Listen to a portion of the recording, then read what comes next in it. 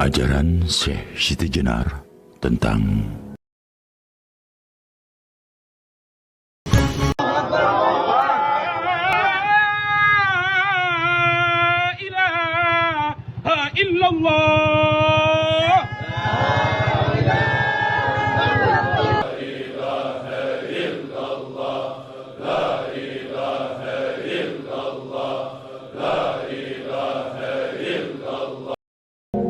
Ajaran Syekh Siti Jenar tentang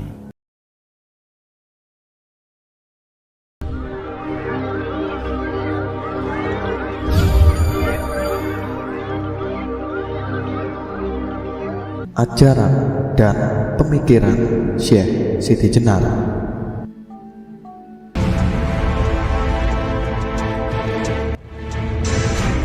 Secepat kilat Syekh Siti Jenar menampakkan diri kembali sambil berkata, "Coba tusuk sekali lagi." Ketika tusukan ketiga, Syekh Siti Jenar membujur tergeletak di lantai masjid. Anggap mengajarkan ajaran sesat oleh para wali songo. Kurang lebih sekitar tahun 1404, Syekh Siti Jenar dilahirkan. Beliau dipercaya masih keturunan Nabi Muhammad dari garis keturunan Siti Fatimah dan Ali bin Abi Thalib.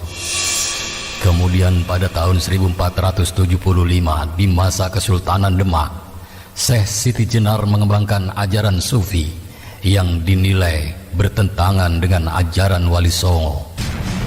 Ajaran Manunggaling Gaula Gusti atau bersatunya hamba dengan Tuhan membuatnya dianggap sesat. Nah, untuk mengikuti kisah selengkapnya, silakan tekan tombol subscribe dan tekan tombol lonceng untuk mendapatkan notifikasi video terbaru dari kami. Selamat mengikuti. 140 ajaran dan pemikiran Syekh Siti Jenar. Seperti yang kita ketahui, kalau tasawuf atau sufisme adalah ilmu untuk mengetahui bagaimana cara menyucikan jiwa, menjernihkan akhlak, membangun dohir dan batin, serta untuk memperoleh kebahagiaan yang abadi. Tasawuf pada awalnya merupakan gerakan zuhud atau menjauhi hal duniawi dalam Islam, dan dalam perkembangannya melahirkan tradisi mistisme Islam. Beberapa ulama menganggap sufisme berpotensi melahirkan bid'ah dan kesesatan. Dan ketika kita berbicara sufisme di tanah Jawa, maka yang paling terkenal adalah Syekh Siti Jenar. Seringkali, kita menemukan berbagai cerita yang aneh-aneh dan tidak masuk akal, bahkan banyak yang mengklaim kalau Syekh Siti Jenar sesat.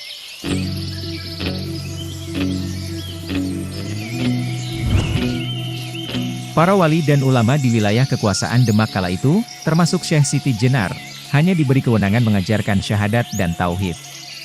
Sementara, Siti Jenar dikabarkan sudah berani memberikan materi tentang ilmu makrifat dan hakikat. Pandangan Syekh Siti Jenar dianggap mengancam proses tumbuh kembang Islam yang sedang subur-suburnya di Jawa, selepas runtuhnya Majapahit. Apalagi, Syekh Siti Jenar punya banyak murid dan pengikut, yang beberapa di antaranya cukup berpengaruh. Mari kita mulai yang ringan-ringan dulu tentang fitnah yang beredar, sebelum masuk ke pembahasan ajarannya, yang ternyata itu adalah ajaran futuristik yang melampaui zamannya. Di dalam salah satu tulisannya, Ustadz Shohibul Faroji Al-Robbani mencatat, setidaknya ada 5 kesalahan sejarah tentang Syekh Siti Jenar. Fitnah pertama, menganggap bahwa Syekh Siti Jenar berasal dari cacing. Sejarah ini bertentangan dengan akal sehat manusia, dan juga sunnatullah dalam syariat Islam. Tidak ada bukti referensi yang kuat, bahwa Syekh Siti Jenar berasal dari cacing. Ini adalah sejarah bohong. Syekh Siti Jenar adalah manusia biasa, beliau dilahirkan di Persia pada tahun 1404 Masehi, dengan nama Sayyid Hasan Ali Al-Husaini. Ayahnya bernama Sayyid Sholih, yang pernah menjadi mufti Malaka di masa pemerintahan Sultan Muhammad Iskandar Shah. Dalam sebuah naskah klasik Serat Candhaki pun riwayat Jati, cerita yang masih sangat populer tersebut, dibantah secara tegas. Artinya, adapun diceritakan kalau lemah bang itu berasal dari cacing, itu salah. Sebenarnya ia memang manusia, yang akrab dengan rakyat jelata, bertempat tinggal di desa Lemah Abang. Fitnah kedua, ajaran Manunggaling Kawula Gusti, yang diidentikan kepada Syekh Siti Jenar oleh beberapa penulis sejarah, adalah bohong, tidak berdasar, alias ngawur. Istilah itu berasal dari kitab-kitab primbon Jawa, yang dimaknai secara serampangan. Padahal, dalam suluk Syekh Siti Jenar, beliau menggunakan kalimat Fanawal Bako. Fanawal Bako, sangat berbeda penafsirannya dengan Manunggaling Kawula Gusti. Istilah ini merupakan ajaran tauhid, yang merujuk pada firman Allah surat Al-Qasas ayat 88, Kullu syai'in halikun, illa wajhahu. Artinya, segala sesuatu itu akan rusak dan binasa, kecuali zat Allah. Syekh Siti Jenar adalah penganut ajaran tauhid sejati, tauhid Fanawal Bako, tauhid Qur'ani, dan tauhid syar'i. Sedangkan dalam ilmu fikih Islam, Siti Jenar muda berguru kepada Sunan Ampel selama 8 tahun. Dan belajar ilmu usuluddin kepada Sunan Gunung Jati, selama 2 tahun. Video ini nanti akan membahasnya secara gamblang, apa dan bagaimana ajaran Fanawal Bako itu bisa relevan dengan penjelasan ilmu pengetahuan zaman sekarang. Fitnah ketiga, dalam beberapa buku diceritakan, bahwa Syekh Siti Jenar meninggalkan sholat, puasa Ramadan, sholat Jumat, haji dan sebagainya. Syekh Burhanpuri, dalam risalah Burhanpuri halaman 19 membantahnya. Ia berkata, saya berguru kepada Syekh Siti Jenar selama 9 tahun, saya melihat dengan mata kepala saya sendiri, bahwa dia adalah pengamal syariat Islam sejati, bahkan sholat sunnah yang dilakukan Syekh Siti Jenar adalah lebih banyak daripada manusia biasa. Tidak pernah bibirnya berhenti berzikir, Allah, Allah, Allah, dan membaca sholawat Nabi. Tidak pernah ia putus puasa Daud, Senin Kamis, puasa Yaumul Bid, dan tidak pernah saya melihat dia meninggalkan sholat Jumat. Fitnah keempat, beberapa penulis telah menulis, bahwa kematian Syekh Siti Jenar, mayatnya berubah menjadi anjing. Ini adalah suatu penghinaan kepada seorang waliullah, seorang cucu Nabi Muhammad.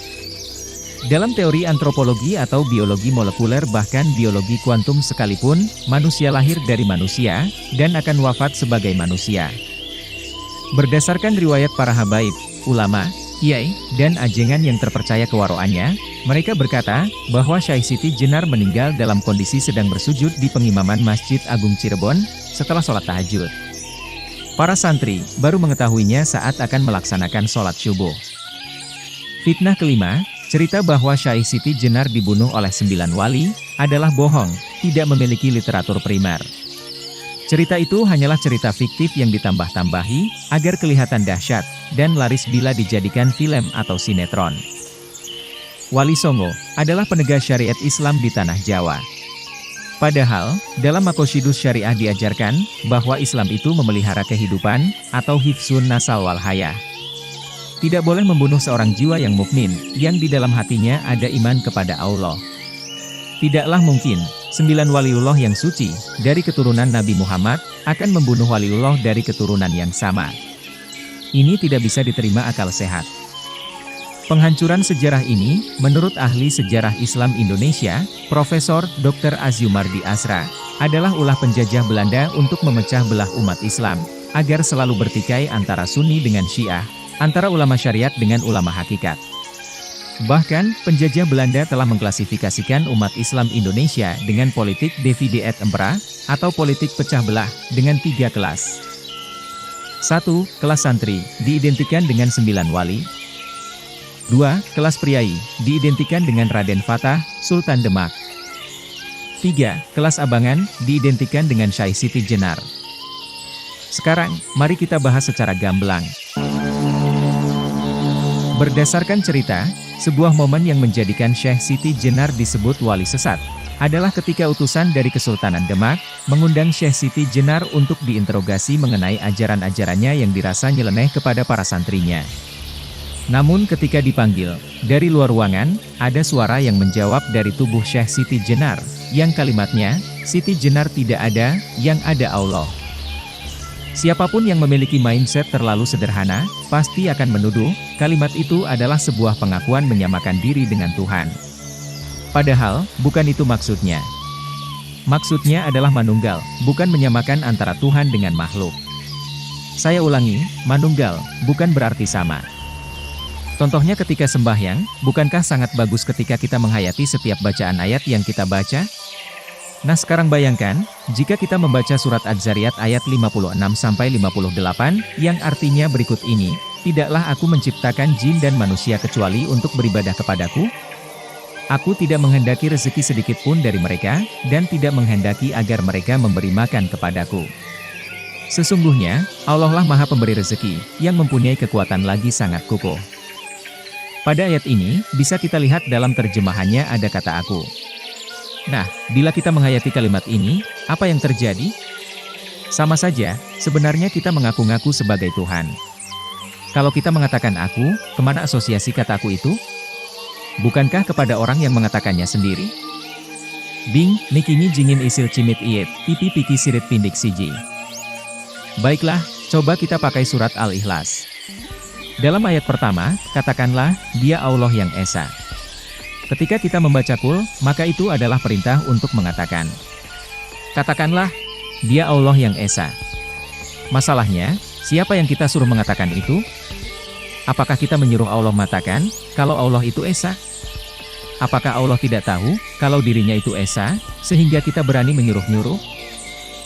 Dalam terjemahan semi tafsir, ditambahkan dalam kurung Nabi Muhammad. Jadi seolah-olah, Nabi Muhammadlah yang disuruh Allah mengatakan hal itu. Namun, ketika kita membaca ayat pertama ini, baik dalam sholat atau ketika lagi santai, kitalah yang seolah menyuruh-nyuruh Nabi Muhammad. Katakanlah Muhammad, dia Allah yang Esa. Apakah Nabi Muhammad tidak tahu kalau Allah itu Esa, sehingga kita berani menyuruh-nyuruh beliau? Ini baru pemahaman yang pertama. Ada lagi, mengapa surah Qul Huwallahu Ahad disebut surat Al-Ikhlas, padahal tidak ada kata Al-Ikhlas dalam surat ini? Maka, ikhlas artinya kondisi jiwa yang sudah menyatu dengan Allah. Dia atau kata huwa dalam ayat pertama, ada yang secara unik dimaknai sebagai Muhammad. Maknanya jadi begini, katakanlah, dia, Muhammad, adalah Allah yang Esa. Atau ringkasnya, katakanlah, Muhammad adalah Allah yang Esa. Sebagian ahli tasawuf mempercayai, sosok Muhammad telah lebur dalam kemaksuman elemen Nurullah. Ini sesuai dengan hadis, Ana Ahmad bila mim, aku adalah Ahmad tanpa huruf mim. Ada lagi yang memaknainya sangat berbeda dari yang lain. Jika Al-Quran datang dari Allah kepada Nabi, maka penjelasannya menjadi seperti berikut ini. Allah menyuruh Nabi Muhammad mengatakan bahwa dia Allah yang Esa. Nah dia yang Esa ini siapa? Allah atau Muhammad? Kalau yang Esa adalah Allah, seharusnya menggunakan kata ana atau aku. Dan ketika huwa ini seharusnya adalah ana, maka maknanya menjadi, akulah Allah yang Esa. Siapa aku ini, berarti yang barusan mengatakan, atau mengaku. Lalu, ketika sholat dimaknai berdoa, dan berdoa ini dimaknai mengajukan permohonan, maka, membaca surat Al-Ikhlas terkesan tidak sopan, atau malah jadi sok tahu. Mari kita lihat simulasi sederhananya. Ketika kita berdoa, kita berkata kepada Allah, tunjukkanlah kami ke jalan yang lurus. Katakanlah, dia Allah yang Esa. Sudahlah kita mohon petunjuk, tapi di lain sisi, kita menyuruh Allah mengatakan bahwa Allah itu Esa. Padahal, Allah Maha Tahu, tidak usah kita beritahu kalau dirinya Esa, atau bahkan kita menyuruh mengatakannya. Kita kembali ke Syekh Siti Jenar. Sesungguhnya, dalam hal ini, Syekh Siti Jenar lebih mulia dari kita, karena saat beliau mengatakan, Siti Jenar tidak ada, yang ada Allah. Saat mengatakan itu, ego atau keakuan Syekh Siti Jenar menjadi lenyap. Tahapan beliau sudah sangat tinggi, sehingga sudah bisa melihat esensi sesungguhnya, bahwa semua yang ada itu sebenarnya semu, yang mutlak ada hanya Allah. Yang lain itu semu. Justru yang sesat ya kita ini, menyebut kata aku, yang artinya menunjuk kepada Tuhan, tapi keakuan kita masih ada. So, siapa sebenarnya yang mengaku sebagai Tuhan? Sekarang mari kita lihat fenomena saat Nabi Muhammad menerima dan menyampaikan wahyu. Dari mana ayat-ayat Al-Quran keluar? Bukankah dari lisannya dan jasad fisiknya Muhammad? Tapi mengapa kita tidak mengatakan, Muhammad mengaku sebagai Allah? Karena saat ayat-ayat itu keluar, keakuan atau ego Muhammad tidak ada. Yang berbicara adalah akunya Allah. Mari kita bandingkan. Saat membaca surat Az-Zariyat, mana yang lebih pantas membacanya, kita atau Syekh Siti Jenar? Hanya yang benar-benar total meniadakan diri dan keakuannya sajalah, yang benar-benar pantas membaca ayat dalam surat tersebut. Saat kita meniadakan akunnya kita, maka, yang ada adalah akunnya Allah. Kita ini semu, alias tidak ada. Banyak yang berkata, kalau Manunggaling Kawula Gusti, adalah bagian dari filsafat. Namun sesungguhnya, itu bukan bagian dari filsafat, melainkan keniscayaan. Karena memang, pada wujud yang mendasar, semua wujud menyatu dengan Tuhan yang membentuknya. Hanya saja, Tuhan itu adalah definitif. Tuhan itu adalah sesuatu yang disembah dan puja, sesuatu yang ditakuti, sesuatu yang diprioritaskan, dan sesuatu yang mampu membuat kita melakukan sesuatu yang bahkan tidak kita sukai. Kalau begitu, siapakah Tuhan dalam hidup kita? Siapakah yang kita sembah dan kita puja dalam hidup ini? Siapakah sesuatu yang kita takuti dalam hidup ini? Siapakah sesuatu yang kita prioritaskan dalam hidup ini? Siapakah sesuatu yang mampu membuat kita mampu melakukan sesuatu yang bahkan tidak kita sukai dalam hidup ini? Ketika kita menjawabnya dalam kejujuran kesadaran, kita akan menemukan bahwa itulah Tuhan kita, lalu barulah kita boleh mengakui kalau diri kita bertuhan dengan siapa. Yang sering kita lakukan hanyalah mendewakan Allah, atau menganggap Allah adalah dewa satu-satunya. Seseorang akan sulit memahami keniscayaan Manunggaling Kawula Gusti, kecuali dia sudah mampu mengakui siapa Tuhannya sendiri. Karena pemahaman tentang keniscayaan ini tidak akan dijawab oleh sejarah atau buku filsafat apapun. Keniscayaan ini hanya bisa terjawab oleh akal yang mau bertafakur atau berpikir dalam kenetralan, dan inilah yang membuat banyak manusia lebih mudah menunjuk kalau keniscayaan ini adalah sesat dan menyesatkan. Karena memang, menunjuk seseorang tersesat itu lebih mudah dibanding menunjuk ketersesatan akalnya sendiri untuk memahami. Agar video ini lebih seru dan memainkan akal, mari kita membuat bahasan saintifik untuk menjabarkan kalau Manunggaling Kawula Gusti bukanlah ketersesatan dan tidak pernah menyalahi akal yang mau paham. Detik ini, bumi ini masih berputar. Dengan apa bumi ini berputar? Detik ini, padi masih menumbuhkan beras. Dengan apa padi itu menumbuhkan? Detik ini, kita melihat video ini dengan mata. Namun, dengan apa mata ini melihat? Pertanyaan ini bisa berdurasi puluhan juta jam video apabila dilanjutkan. Itu baru pertanyaannya, belum penjelasannya. Mari kita persingkat saja, dengan apa kehidupan ini bergerak? Dan jawabannya adalah dengan sistem. Sama seperti membangun bisnis yang bergerak autopilot. Begitu juga dengan dalamnya semesta yang bergerak autopilot sesuai dengan sistem yang sudah dibangun. Sistem adalah sebuah tatanan atau keterpaduan yang terdiri atas sejumlah komponen fungsional dengan satuan fungsi dan tugas khusus yang saling berhubungan dan secara bersama-sama bertujuan untuk memenuhi suatu proses tertentu. Dengan kata lain, harus ada kesadaran yang maha sadar, yang membentuk sistem semesta ini dari awal, hingga akhirnya nanti. Kalau kita masuk ke dalam dunia kuantum fisika, maka, seluruh materi menjadi atom yang terbentuk dari energi. Bagi mata manusia, energi adalah kekosongan fisik tidak terlihat, tapi bukan berarti tidak ada.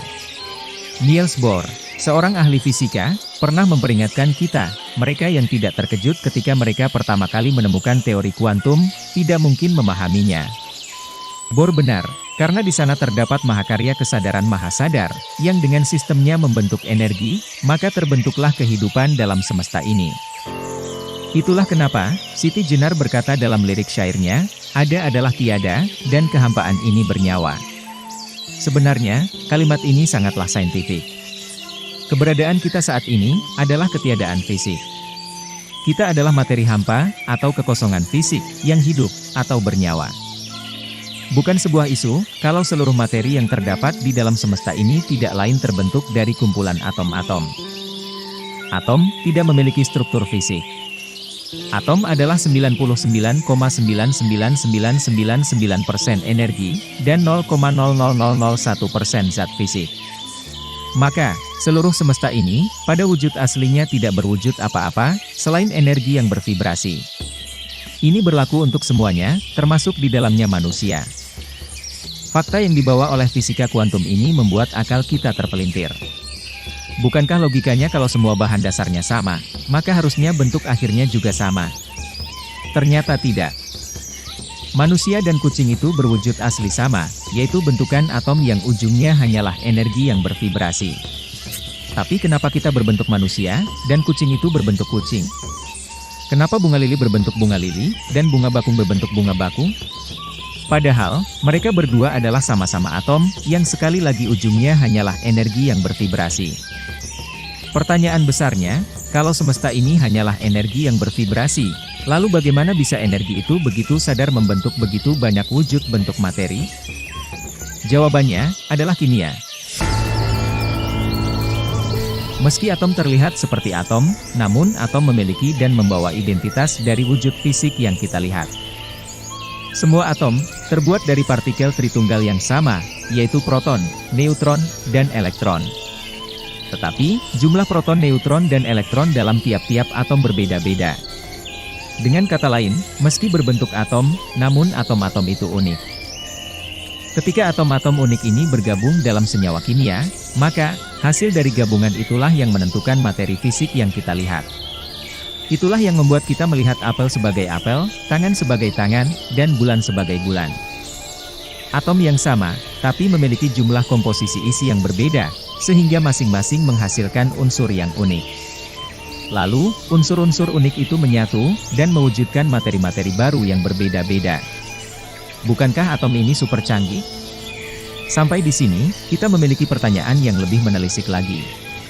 Yaitu, bagaimana bisa atom-atom ini bergerak dengan kesadaran yang cerdas, sehingga mampu menciptakan universe, dan bahkan multiverse? Bukankah ini sebuah mahakarya? Lalu siapakah penggerak mahakarya ini? Kita boleh saja meniadakan Tuhan, karena belum tentu kita memang benar-benar bertuhan, atau kurang tepat dalam mendefinisikan apa itu Tuhan. Hanya saja, meniadakan zat maha pembuat yang kesadarannya memancar ke dalam setiap molekul semesta yang berwujud, adalah kesia-siaan yang nyata. Mari kita pikirkan, siapa yang memberi kesadaran kepada energi bervibrasi ini untuk saling membentuk atom-atom unik dan bergabung dalam senyawa kimia, yang dari unsur kimia itu muncullah sesuatu yang kita sebut air, tanah, udara, angin, matahari, bulan, bumi, hewan, tumbuhan, dan tubuh kita sekarang. Dari sistem yang dibentuk oleh kesadaran yang zat maha inilah, semua menyatu dan membentuk. Jelas manusia tidak akan pernah bisa terlepas dari tubuhnya.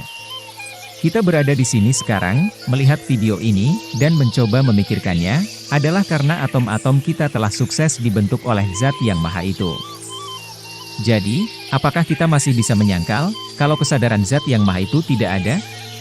Kalau kita menjawab ada, lalu bertanyalah, apakah saat ini, detik ini kita terpisah dari sistemnya zat maha, ataukah kita menyatu? Maka, jawaban yang tepat, adalah dalam ketundukan seorang makhluk. Coba pikirkan seluruh sistem dalam hidup ini. Apakah semuanya terpisah dengan kesadarannya, atau kesadaran kitalah yang sengaja memisahkan diri dari keniscayaan yang sebenarnya? Bahkan, kalau kita mengumpat atas nama ketersesatan, sambil berlari terbirit-birit pun, tetap saja masih bagian dari sistemnya zat maha. Ketersesatan itu, hanyalah bagian dari sistemnya. Begitu juga dengan kita adalah sistemnya, menyatu dengan sistemnya, serta bergerak karenanya. Tapi kalau penyatuan itu belum terasa, maka tidak apa, itu hanya karena kita memang belum bisa bermanunggal dengan pemilik sistem itu. Karena, kita memang belum menyaksikannya sebagai Tuhan. Kesaksian, bukan sekedar menjawab. Kesaksian, bukan sekedar merasakan. Kesaksian, adalah menyatu dengan apa yang disaksikannya. Sementara untuk kebersaksian, dibutuhkan yang namanya kerelaan. Zat maha, tidak butuh disaksikan sebagai Tuhan. Kitalah yang merelakan diri menuhankannya. PR kita memang masih banyak. Dalam kerendahan yang terisak, kita memang bahkan belum menyaksikannya sebagai Tuhan, karena kita masih memiliki Tuhan lain selain dirinya. Jadi, siapa yang tersesat saat ini? Apakah seseorang yang sudah menyaksikan Tuhan dalam dirinya sendiri itu tersesat, atau kita yang tersesat? Dan kami lebih dekat kepadanya, daripada urat lehernya. Kita adalah satu adalah kita. Jelas kita akan berpikir ulang lagi mulai sekarang. Karena ternyata, memang dari awalnya kita sudah menyatu dengan zat maha. Kita menyatu bukan untuk menjadi Tuhan, melainkan untuk bertuhan. Pahamilah pernyataan ini dengan ketundukan seorang makhluk, agar kita tidak sengaja menyesatkan diri dengan menganggap diri sebagai Tuhan. Diri ini tidak bisa menjadi Tuhan, karena bahkan Tuhan tidak butuh dituhankan. Pesan Siti Jenar melalui Manunggaling Kawula Gusti, hanya hendak memberitahu kita, bahwa kita harus mewakili Zat Maha untuk mengelola bumi. Dan itu adalah tugas manusia sejak awal diciptakan, sebagai khalifah di muka bumi. Apakah ini menyesatkan dan menyalahi akal? Izinkan kesadaran kita menjawabnya. Sekali lagi, apakah selama ini kita menganggap Allah itu sebagai pribadi atau dewa satu-satunya yang kita sembah? Allah bukanlah dewa, walaupun seringkali kita telah salah, dengan menganggapnya sebagai dewa satu-satunya. Dia tidak bisa dikatakan apa atau siapa, karena dia adalah awal dari segalanya.